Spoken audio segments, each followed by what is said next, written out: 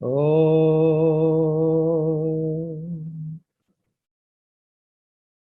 Purnamada Purnamidam Purnat Purnamudachyate Purnasya Purnamadaya Purnamevavasishyate. Om Shanti Shanti Shanti. Om Sahana Vavatu Sahanau Bhunaktu Sahaviriyam Karavavakai Tejasvinavaditamastu Mavit Vishavakai. Om Shanti Shanti Shanti. Om Shantakaram Bhujagashayanam Padmanabham Suresham Vishwadaram Gaganasadrisham Meghavarnim Shubhangam Lakshmi Kantam Kamalanayanam Yogi Vidyanagamyam Vande Vishnum Bhavabhayaharam Sarvalokaikanatham.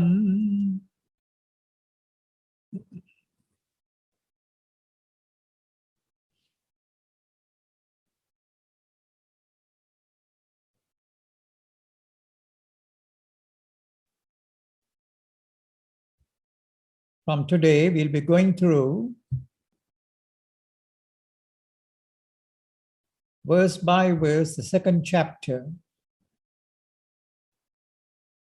of the Bhagavad Gita.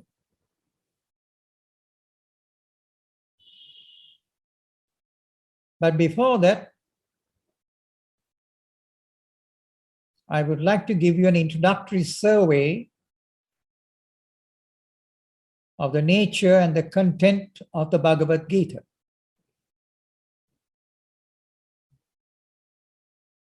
It is constituted of 18 chapters. The first chapter lays the context for the entire teaching to transpire. Then thereafter, briefly, in the second chapter, the crux of the teaching is mentioned. After that, from the third to the 18th chapter, from 16 different perspectives, the theme and the subject matter is outlined from different perspectives. So therefore, we have got 16 plus 1 and 1, 18 perspectives with which we can look at the content of the Gita. When you look at something from 18 different perspectives, the theme and the subject matter becomes clear or clearer. So that's why in each chapter is self-complete and is unique in its presentation. So therefore, from 18 perspectives, you're getting a beautiful outline of the content of the teachings.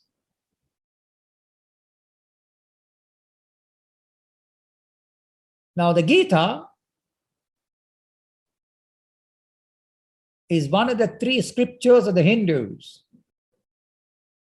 Bhagavad Gita, the Upanishads, and the Brahma Sutras. The Upanishads were mystic perceptions revealed unto the rishis, the ancient rishis of India, thousands of years ago, on the fundamental truths of life leading to a man's liberation or moksha That is a state of enlightenment. So in the Upanishads, which is revealed by God to the ancient sages, the rishis of India. Then we have the Bhagavad Gita, which is a unique independent text, a teaching given by Lord Krishna on the entire spectrum of spiritual wisdom and knowledge of the ancient times. He beautifully brings it out and unfolds it in these 18 chapters. The theme is how to live in the world and attain enlightenment. And in order to do so, Lord Krishna is explaining many fundamental truths about life and the way to liberation. Now you will find that Lord Krishna has incorporated in his teachings various segments of the ancient wisdom found in India at that time. He brings in part of the teachings of the Sankhya system, wherein the Purusha and Prakriti concept is brought into the picture. He takes certain aspects out of that knowledge of the Sankhya system, incorporates some of it into the teachings of the Bhagavad Gita, and gives it a different meaning and a different sense. Then thereafter, this is due to the fact that in the Sankhya system, you have got the concept of Purusha and Prakriti, wherein Purusha is the divinity or the fullness of man, and Prakriti is nature, and how or what the two are, and how the mix-up between the two has transpired between Purusha and Prakriti, and as a net result, the human individual is in human bondage. Then he outlines. So he takes certain aspects from nature. Prakriti is nature. How an individual is bound by nature and bound to nature in all its forms. He is bound to external nature and bound to his human nature, and how this binding took place, and how he could obtain his release from being bonded to nature. So therein Purusha Prakriti Viveka, that means to bring about a discriminative awareness and a distinction between the sentient, ever-free Purusha, which is, the Purusha means the fullness of being, a fullness of existence, and Prakriti, nature. Then he brings out a presentation by which how one can get detached from nature and regain one's pristine, pure state as the Purusha, which is self-complete, whole and one. So that is why the meaning of the word Purusha, Purnatvat Purushayanatva iti Purusha. So that word Purusha is another term used for the divine in the Indian context. And it is Purushaha means it is Purnatvat. It is full, self-complete, perfect. And at the same time, that Purusha, Purushayanatva, and it abides within each one of us. Purushayanat, the body, within each person, that Purusha abideth. So therefore, that knowledge whereby you can discover bring about a distinction or separation between Purusha and Prakriti or nature with which one is currently entwined or entangled with nature. And that's self-evident to everyone. One is entangled, entwined to human nature and is also involved and preoccupied with external nature. So therefore, that science or understanding is also discussed and elaborately and presented by Lord Krishna with a different sense. Then at the same time, Lord Krishna has also incorporated within the body of the Gita the science of yoga, the yoga system of Patanjali. The Ashtanga Yoga is also incorporated because one has to understand what the mind is and overcome the workings and functionings of the mind.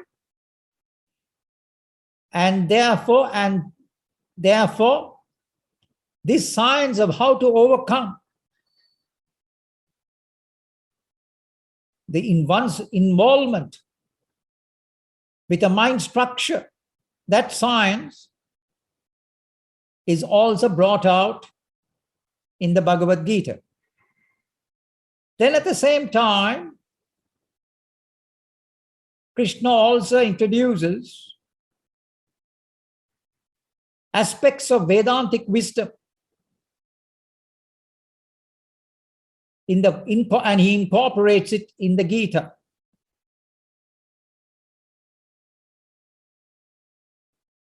So God alone is. The divinity in existence is. The entire universe is a glorious appearance upon You've got mail. The beingness of the divine. So that is why it is said, Mayam tu prakritim viddhi, mayinam tu maheshwaram. The concept of Maya, which is found in the Vedantic tradition, Mayam tu prakritim viddhi, is said to be Prakriti or nature. Mayinam tu maheshwaram. The Lord of Maya, Mayinam, the Lord of Maya is said to be the divine. So out of the power of Maya, the good Lord has brought about this remarkable manifestation called the universe, in which everyone is entangled with. So Maya is that which fascinates one. It deludes one. It captures one's imagination. And that's what Maya is. And this same Maya is also, and why it has done so, is that due to the ignorance of one,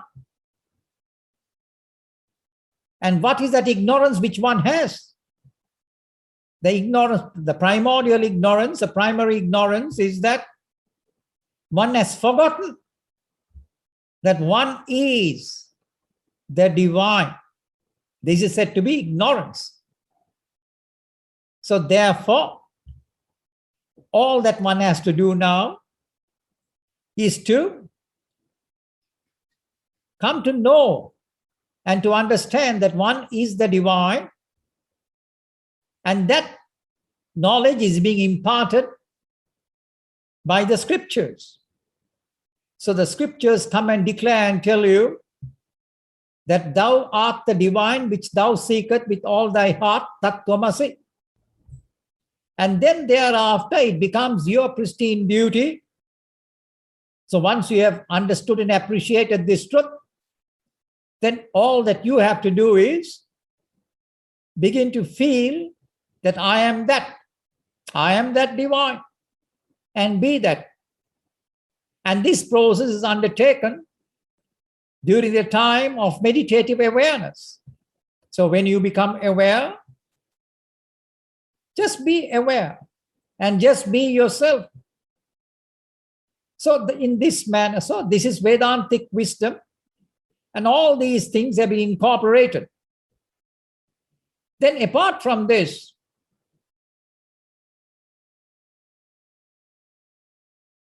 a person has to live his life in the world.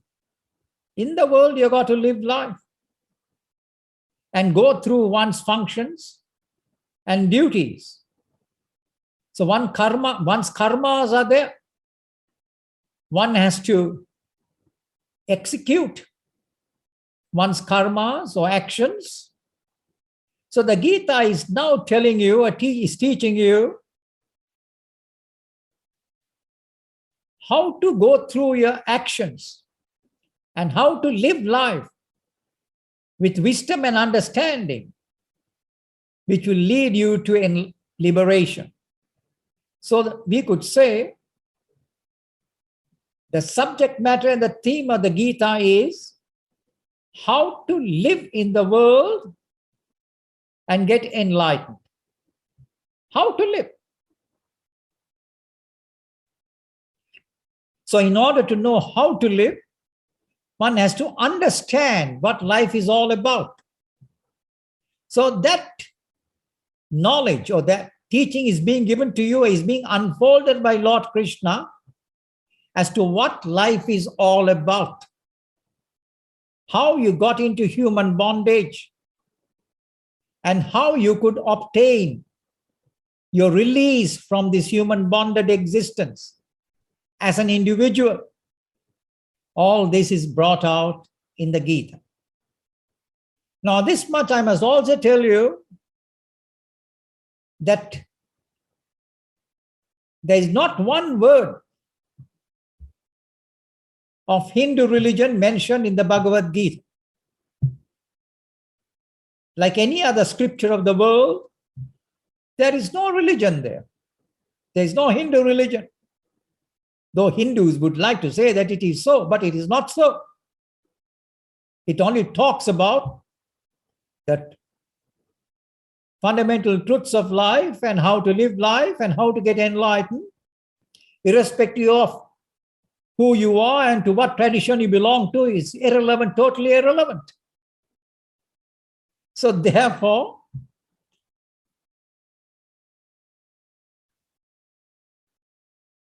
that its content is meant for the entire human race, the content of the Gita.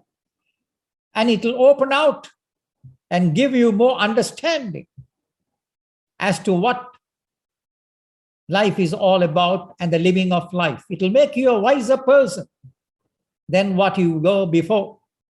So certain truths of life, metaphysical truths and truths of living and truths about yourself are all outlined in the Gita. Then thereafter, as an individual, every person has got a mind, and you require an understanding. So that knowledge is so. In order to obtain the understanding, a knowledge is being given to you. And then since you have a heart, a feeling, and therefore to open out your heart. And how to open it out?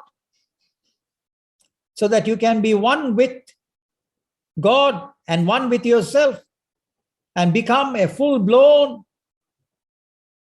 loving individual. Because it is said God is love. So therefore you also have to be of all love. So how to unfold that love within yourself during the course of living your life is also outlined. And then, of course, since you have to live and function in the world, how to act. When you do actions with ignorance, it leads to human bondage. You get bonded. But the same action, when it is done with enlightening wisdom knowledge, the same action will lead you to liberation. The same action. When done with ignorance, it leads to human bondage. But the same action, when it is done with a new perspective, which is called as karma yoga or the yoga of action, that will help you and lead you to your divine status as a liberating discipline. So all these are mentioned. Then, another important feature, factor, which time and again in many of the chapters of the Gita, Lord Krishna is outlining the virtues of life. What the different virtues are, how you've got to cultivate them and possess those virtues. You've got to be a virtuous person, a noble, virtuous, righteous person of a God nature, of a godly nature. So how to be godly? Because if you're going to experience your God nature, you have to first of all become godly. So how to become godly? All those characteristics and virtues which a person has to cultivate. Unless you cultivate them, they will not come to you just like automatically. So you got to practice and cultivate those virtues of life, the noble virtues. So that is also time and again mentioned in the Bhagavad Gita. So having said this much as a basic introductory outline,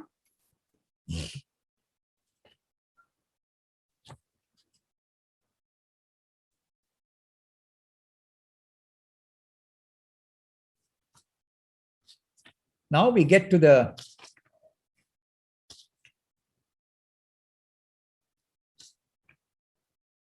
text itself.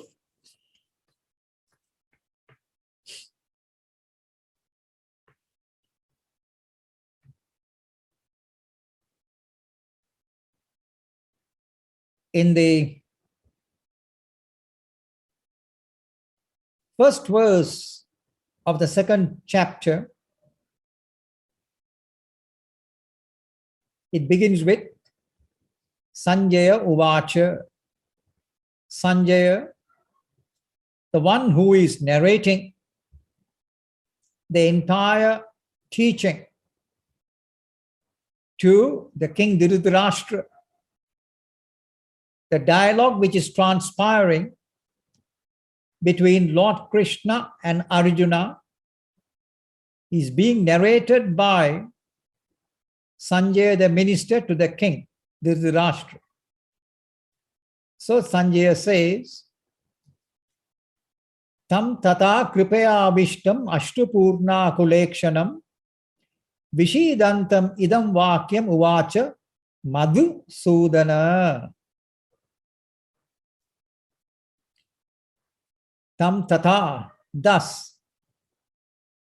Now, what had happened to Arjuna was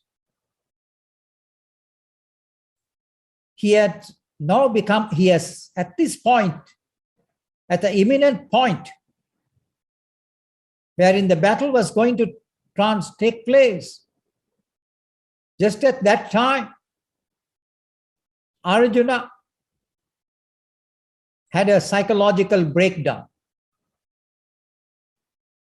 Prior to that, prior to his breakdown, a few minutes earlier, he had told Lord Krishna, who was his charioteer, take my chariot to the midst of the battlefield so that I could survey the two armies arrayed on either side. I wish to know who is who and who is participating on which side. And accordingly, Lord Krishna took the chariot to the battlefield. In the olden days, they started the battle at sunrise and ended at sunset. So that was the order of the warfare at that time. So here too also he had told him, take my chariot to the middle. And then as he was surveying, a state of dejection and a psychological breakdown transpired upon Arjuna. So that is what is being mentioned in the first verse. Tam tata kripaya vishtam ashtu purna kulekshanam vishidantam itam vakyam uvacha Madhusudana. So Madhusudana is Lord Krishna, spoke these words to the one who had been tata kripaya vishtam, who had been overcome with sorrow and with dejection, and with eyes brimming with tears, and Vishidantam, who was totally sad and dejected over the impending war. The good Lord spoke these words. And in the verse number 2, he says, Sri Bhagavan Uvacha, the good Lord said. Now the word Lord has been used. Who is that who is known to be the Lord? So it is said that Utpattim cha vinasham cha bhutanam agatim gatim cha avidyam cha vidyam cha yo veddi sa Bhagavan iti irite. That is to say, the Lord, the good Lord is one. Because if people ask, who is the Lord? Who is the good Lord? The Lord has 6 attributes which have been mentioned in this statement. Bhaga means Bhagavan. The word Bhagavan is used. Bhaga means 6, the one who possesses these 6 attributes.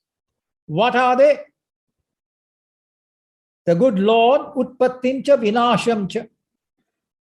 He knows, the good Lord knows how to bring about Utpattim, the creation.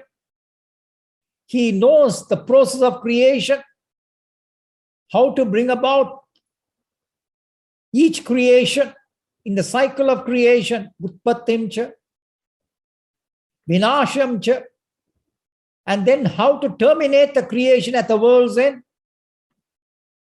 The world's end will transpire at 2 times. One is outside, in the physical sense. The outside world's end will also transpire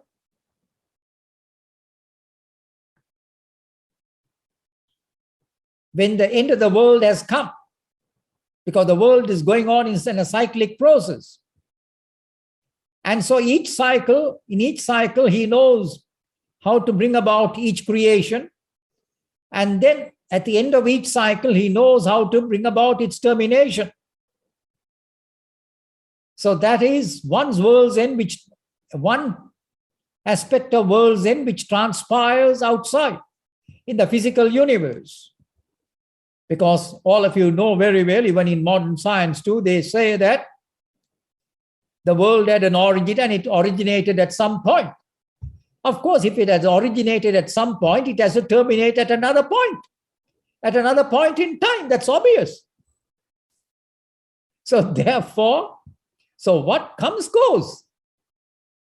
So the universe came and it has to also end at some point.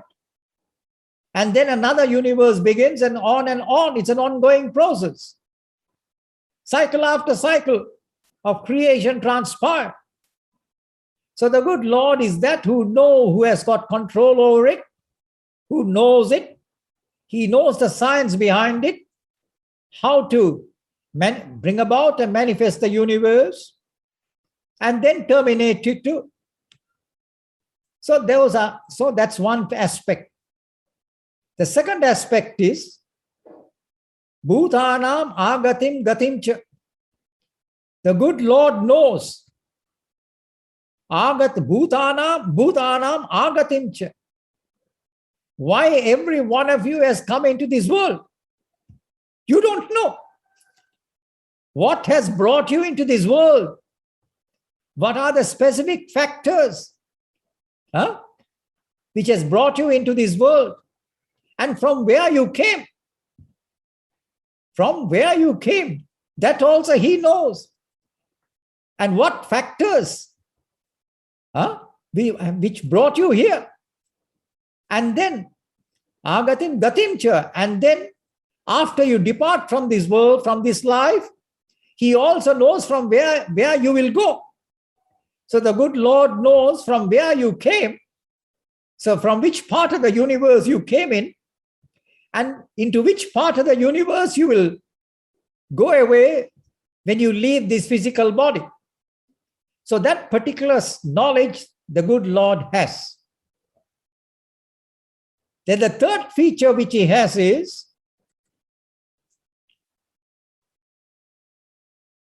he knows vidyamcha avidyamcha. The good Lord knows also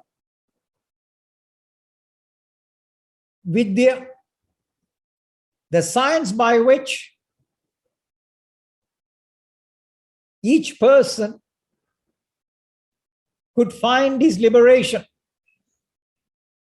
So the way back to your liberated state, he knows it. That is why he is teaching that to you. He's giving, because he knows it, how you could get back or get out of this universe, out of this creation. So that knowledge he has. Vidyamcha. So that is part of his duty, to come and reveal that knowledge to you. And avidyamcha. And he also knows what are those factors which brought you into this world. So that too he knows. So therefore the person who has got total knowledge of all this, or what is transpiring in the entire universe, is said to be Bhagavan, or the good Lord. Then, what did he tell? He told Arjuna, hey Arjuna, kutastva kashmalamidam vishame samupastitam anarya jushtam aswargyam akirtikaram Arjuna. So he says, kutastva, from where indeed?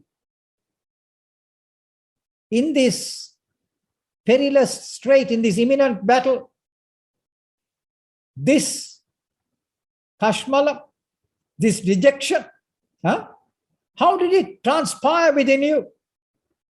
Of course, you have now come here to fight, and at the moment, you are broken down. How did this come about? And he says, Anarya, it is un-Aryan-like, it is ignoble. It is not your wish not to take part in this and to be quiet is not very appropriate, it's not very noble. It is Anarya. And Anarya Jushtam Aswargyam Tiya. And since you're not going to do your duty or your function, it will exclude you from the heavenly regions too. And more than that, Akirti Karamcha, more than anything else, it will bring you defame on planet Earth itself. So therefore, Arjuna, Klaibyam Masmagama Partha, therefore do not yield to this important state by stating that I will not get into this war. Na edat upapadyate, it is not, it is very unbecoming to you. Na edat upapadyate, it is not becoming of you. Shudram hridaya daurbalyam tikva uttishta parantapa. So give up this mean weakness of the heart. Get up, uttishta parantapa. Oh, brave warrior, get up and take part in what you have got to do. So because Arjuna was a great warrior, it is said that according to the Hindu mythology, part of the Hindu mythology, that he even did battle with Lord Shiva. He had that courage and strength. Now such a person is now saying, I will not engage in this battle. And to which Arjuna is giving a very classic reply. He says, Arjuna Uvacha, Arjuna says, we are running through this because it doesn't require much explanation. This is just laying the basic outline. So Arjuna says, Katam Bhishma Maham Sankhe Dronam Cha Madhusudana Ishubehi Pratiyotshyami Pujarkva Arisudana. Katam, how indeed? Katam Bhishma Maham Sankhe Dronam Cha. Oh Madhusudana, oh Krishna, you are all right, you are called as Madhusudana because you had a reputation earlier that you had killed a demon by the name of Madhu, and therefore you are known as Madhusudana. But at the same time, the good Lord is also known as Madhusudana for another reason. Madhu means honey. Honey is something which is desirable to everyone. It is sweet. So what is that which is desirable to one? Oneself. One's ego self. One's ego self. So therefore, the one who kills or one's ego nature. So that is why we found that even in the Bible it was mentioned that Jesus killed the 7 demons out of Mary Magdalene. So that is the demon which is being referred to. The ego nature, that is the 7th demon. The seven demons were knocked off there. But here the seventh demon, and the demon is the ego, which is desirable to each one. So he who kills that ego of yours. So once your ego nature is cleared out of you, is neutralized, then one would automatically realize who I am, who one is. So you are that person. The good Lord does that finally. When a person has gone through all his spiritual disciplines and he is very ready for the final stroke, wherein he has to get rid of his ego nature. That is why it is said, when you lose yourself, you will find true life. So you've got to lose your ego nature. And when you lose that, you will find true life.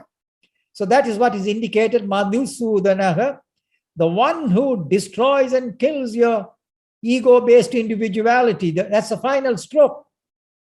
So therefore, you are Madhusudanaha, it's all right for you. But as far as I am concerned, Krishna, Arjuna is saying, how could I? Shavam, Ishubhi Pratiyotsyami, engage in battle with those who deserve my veneration.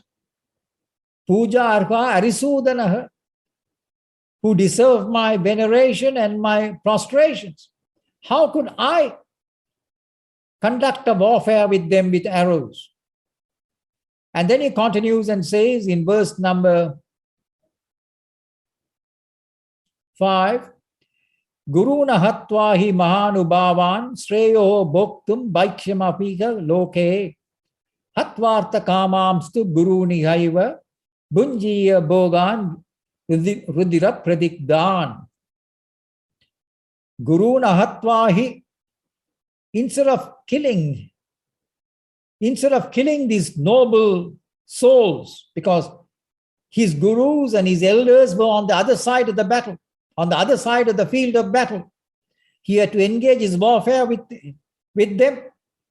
So instead of killing them in the battle, it will be far better for me to live on alms, Bhaikshim apiha loke, in this world itself.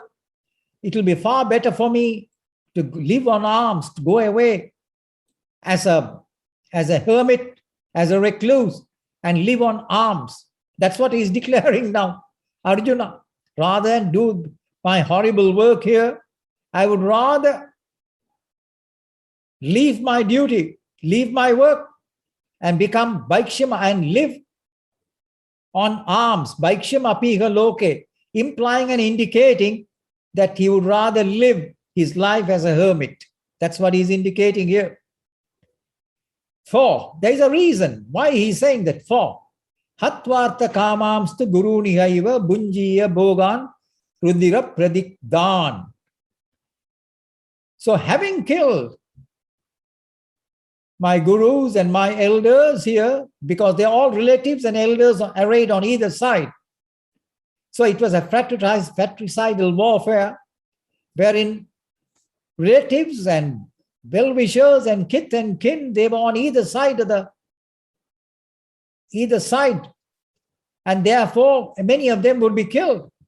So instead of killing all of them and having killed them, thereafter, if I were to survive at the end of the battle, then the pleasures that I get thereafter and my future existence thereafter will be tainted with blood. Bhogan rudira pradigdan. So my future, my life henceforth, after the battle is over, my pleasures and well-being will be bought at a huge price, filled with the drenching of blood indeed. So therefore, Arjuna says, Nacha edat vidmaha kataranno gariyo. I do not know which is better, whether to engage in battle or not to engage. Yatva jayema yadiva no jayehu. I do not know whether it is better for me to get killed or whether to kill them. This is a very perplexing thing. And so therefore, either way, it's not a pleasant thing. Whether I die or whether they die. So I do not know which is better, which is worse. And then also, it's not clear to me whether I should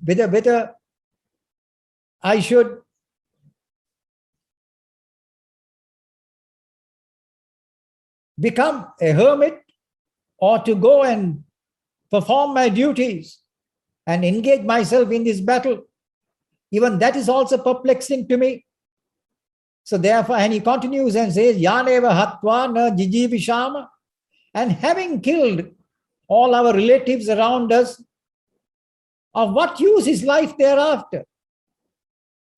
And they are the ones who are standing in front of me. Having killed them, there is no use and no point in living life. So therefore, O Lord Krishna,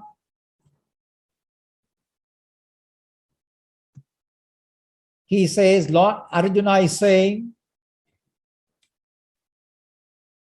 in verse number 7, Karpanya dosho upahata swabhavaha prichami tvam dharma sammuta chetaha yat shreyasya nishchitam bruhi tanme shishyasteham shadimam tvam prapannam. Karpanya dosho upahata swabhavaha.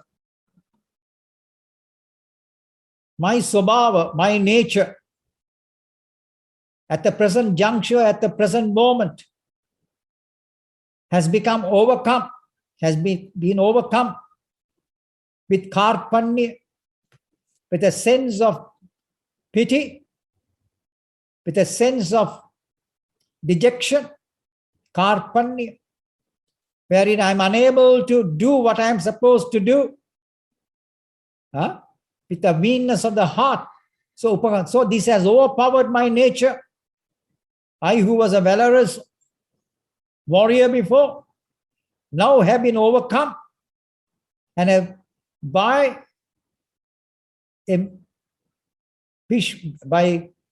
compassion, by weakness of the heart, due to the weakness of the heart. So I am unable to do and perceive what I am supposed to do. Therefore, O Lord Krishna, prichami tvam dharma sammuda chetaha. Therefore, I ask thee, prichami tvam, I am asking you, dharma sammuda chetaha, who has been overcome, I who has been overcome, or who has become confused with what dharma is. At the present moment, I do not know what dharma is. I am confused as to what it is. But it is what is right and what is not right. What is righteousness and unrighteousness. What is correct and what is incorrect. I am unable to discern at the present moment. The word dharma, it involves two meanings. In one sense, the word dharma is used in a worldly sense. So in a worldly sense, it means the worldly norms and righteous way of living life. Worldly norms. So one has to conduct oneself according to these norms of righteousness. That's dharma. What is correct, what is proper, what is appropriate, and that is said to be dharma. And then there is another concept for this word dharma. Dharma means that which always is. Sanatana dharma. Sanatana means the ancient dharma. Sanatana is ancient dharma. The dharma of the ancient principle, which supports this entire universe. It is God's beingness which supports and maintains this entire universe. And that God's beingness is eternal. So therefore it is Sanatana, eternal. And that eternal thing, which is called the divine, supports and maintains this entire universe. So the word Sanatana Dharma means that knowledge pertaining to the ancient principle which supports and exists at all times. In fact, that is a more correct and true word for the ancient wisdom knowledge of India. It is Sanatana Dharma. But this idea of Sanatana Dharma has got twisted and distorted in our Hindu structure. But this is what the Sanatana Dharma is, the knowledge of the ancient principle which exists, which is the divine. So with respect to that too, I am a little confused. And then yet Shreya Syat Nishchitam Bruhit and me. And what is that? And tell me which is Yat Shreya, which is really ultimately good for me. Not immediately, but give me that instruction, which will lead me to lasting good. Yat Shreya Syat Nishchitam Bruhit and me. That may you tell me definitely. So I want an instruction, a spiritual instruction at this point. And in order to obtain the spiritual instruction, he says, Arjuna says, Sishyas Teham, I now become thy disciple. All these years, I have functioned with you as a comrade in arms, as a friend, in all respects. But at the present moment, I submit myself to you as a Sishya, as a disciple. Shadhimam, kindly instruct me about the fundamentals of existence. Tuam prapannam, I have sought refuge in thee. So I have now taken refuge in thee, and therefore give me the final instruction or teaching.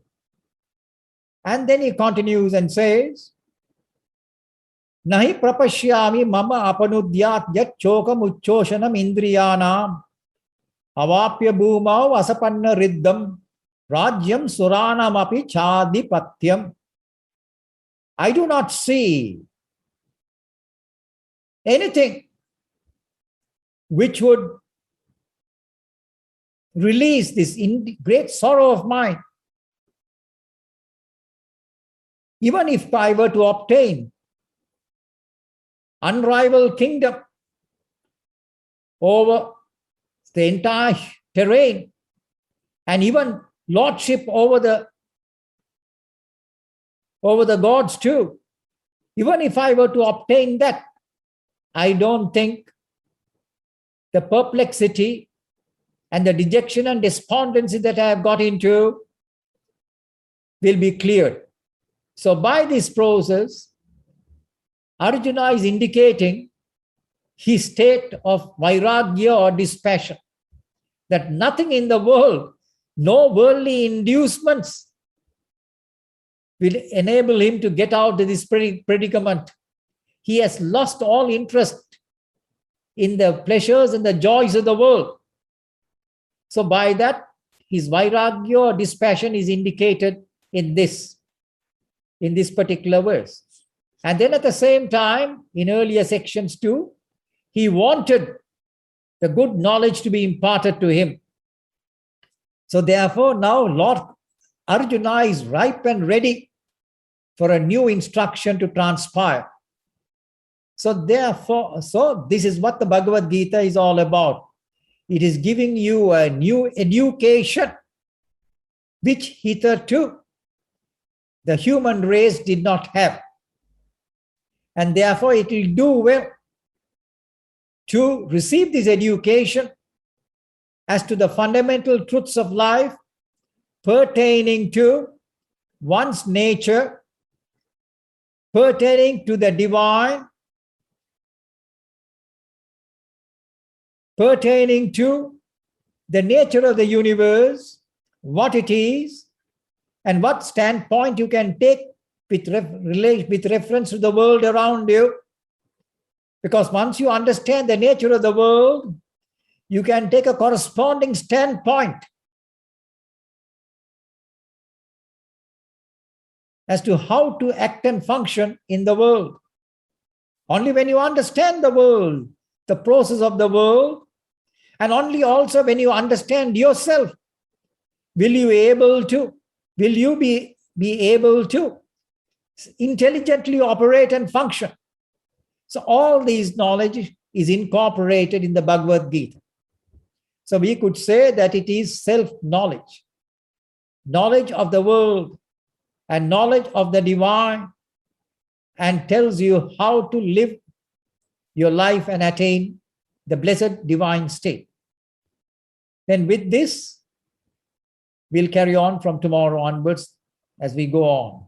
Om Tat Sat.